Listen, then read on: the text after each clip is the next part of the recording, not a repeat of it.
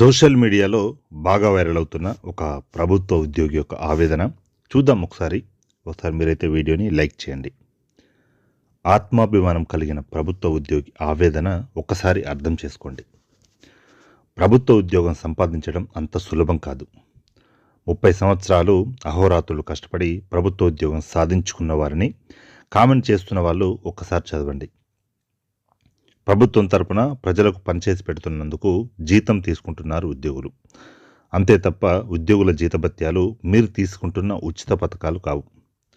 ప్రభుత్వానికి పనిచేసి పెడుతున్నందుకు మేము జీతం తీసుకుంటున్నాం, మరి మీరు ఏం చేస్తున్నారని ప్రభుత్వ పథకాల పేరుతో ఫ్రీగా ప్రభుత్వం నుండి డబ్బు తీసుకుంటున్నారో చెప్పగలరా? ఉచితాలు తీసుకునే వాళ్ళలో నిజంగా ఎంతమంది అర్హులు?